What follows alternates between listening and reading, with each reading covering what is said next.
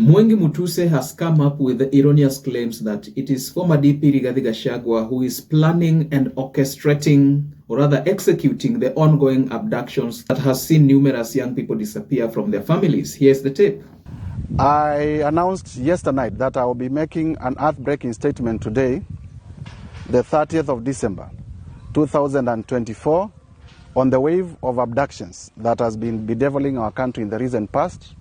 You are aware that there are several people who have allegedly been abducted, and Kenyans are wondering why this is happening.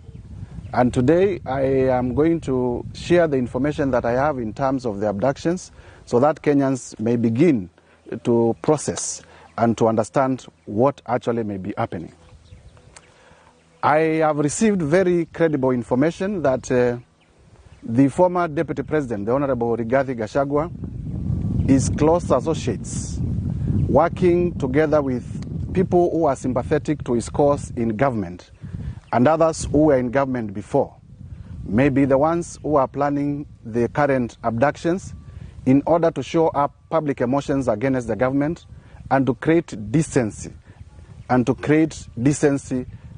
against the government.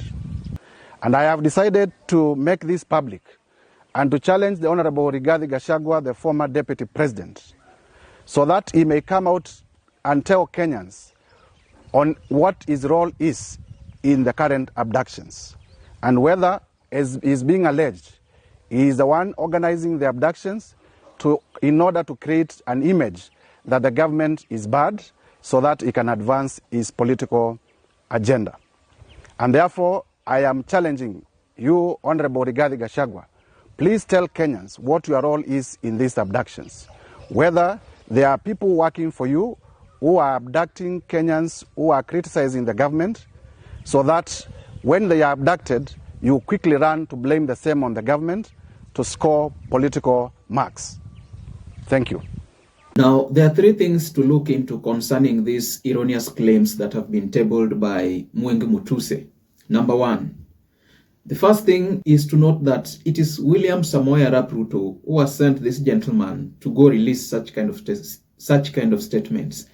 If you don't believe it, take it from me that I believe it is William Ruto who sent MWENGI MUTUSE to go table such kind of statements, because tell me why an elected MP elected by the people to represent the people to legislate and oversight can come up with such kind of claims, and you tell me whether such kind of claims are in the best interests of the people of his constituency.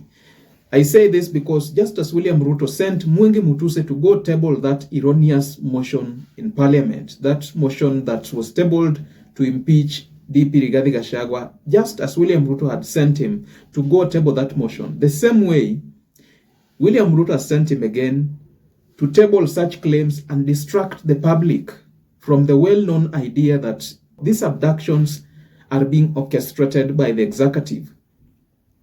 Even Martha Karua confirmed it a few days ago. I had already played that clip in one of my videos. I do not wish to repeat it here.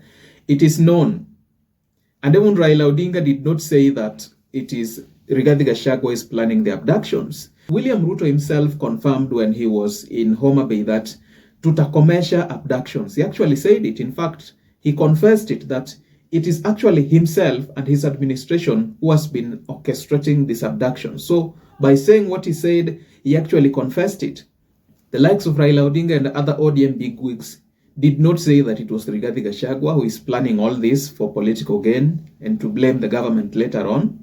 So the first thing is that it is William Ruto who has sent MWENGI MUTUSE to say whatever he had said. The second thing is that if MWENGI MUTUSE think that he has credible information, if indeed he has credible, truthful, and honest information concerning the idea that it is Rigathi Gachagua who is planning the abductions so that he later on can blame the government, if MWENGI MUTUSE has credible information, then what should he do? If you've got credible information about crimes and irregularities being conducted, or rather being done by any member of the public, you have a responsibility to record a statement at the police station. MWENGI MUTUSE has not gone to the police station to record a statement, yet he says that he's got credible information. So the question is, what manner of credible information is this? If the information is credible, then it should be reported to the police. It's fake news. That's why Mwengi MUTUSE hides behind social media. He doesn't want to go to the police because he has no evidence to substantiate his claims. A member of parliament making such claims? A lawyer. In fact, Mwengi MUTUSE is a lawyer. He knows that if you have issues, you go to the police and report. But now, he cannot go to the police because he knows that he has been sent, but he has no sufficient evidence to support his claims. Now, the other time, Mwengi MUTUSE had pretended that he's an investigator when he was being grilled by, what was the name of this lawyer? When he was being grilled by, I think his name should be Ongoya, somebody like that. He had also pretended that he was a property valuer when he was being grilled by Mr. Ongoya. He claimed that he knew the value of certain properties that were owned by former DP Rigathi Gachagua. So this is somebody who is not being truthful. Ukweli tu usemwe. Huyu jamaa ametumwa tu na Ruto. Ukweli usemwe. This guy is not being truthful. Because if he was truthful, if he had the facts, he would have reported to the police station and decisive action would have been taken. Number 3, Mwengi MUTUSE is simply playing politics. Mwengi MUTUSE is playing politics, and I say this because he is hiding behind social media. In politics, things are just being done behind the shadows. Things are just being coordinated off script, behind the scenes. Remember, MUTUSE is an elected MP. He was elected by his constituents.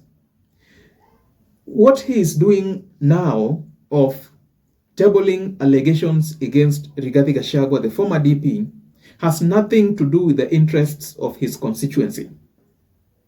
The people of his constituency elected him to, first of all, legislate, kuunda sheria. The second is to represent. And the third is to do oversight of the executive. Now, it so happens that it is the executive now using him. From a member of parliament standpoint, an elected MP has no business with the former DP Rigathi Gachagua. Actually, he should have no business. He should focus in bringing development to his constituency. He should focus on lobbying. I know that he does not have the money to construct roads and build bridges, but he should lobby for support. He should visit the office of the CS for Transport, CS for Agriculture, and lobby for support for his constituents. What he is doing is simply for optics. He wants to appear that he is so good before President William Ruto. He wants to appear that he's the fix-it-all man. He successfully tabled a motion that impeached DP Rigathi Gachagua. Now, such kind of success, I believe, is what has gotten into his head. He believes that he can actually do anything and succeed. He believes that just as he successfully impeached Rigathi Gachagua, he can actually table a motion in parliament. He will just get away with it. No. He should focus on his constituency. I personally feel that Mwengi MUTUSE are among the most dishonest MPs that we have in this country.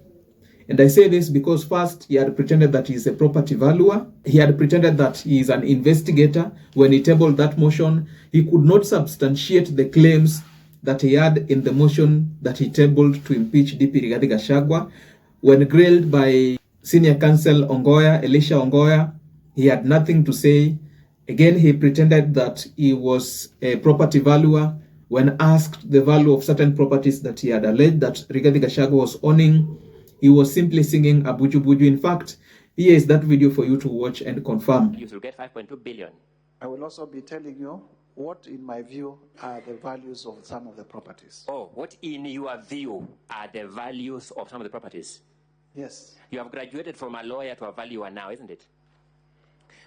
Now, at the end of the day, guys, this is just but my opinion. Do let me know your thoughts and opinions in the comment section below. And if you're watching for the first time, please remember to check out my YouTube channel. And I guarantee you will be treated to a ton of content of this nature, of politics, policy, and governance issues in Kenya. If you like this content, please remember to hit the like and subscribe button. Also, don't forget to comment below so that YouTube can recommend this video to as many people as possible. I'd really appreciate if you could reach out to me at personal level through the links available at the description of my YouTube channel. I am committed to informing, educating, and entertaining in a manner that mainstream media cannot. Right, guys? This is all that I had for you today. Let's meet up in the next video.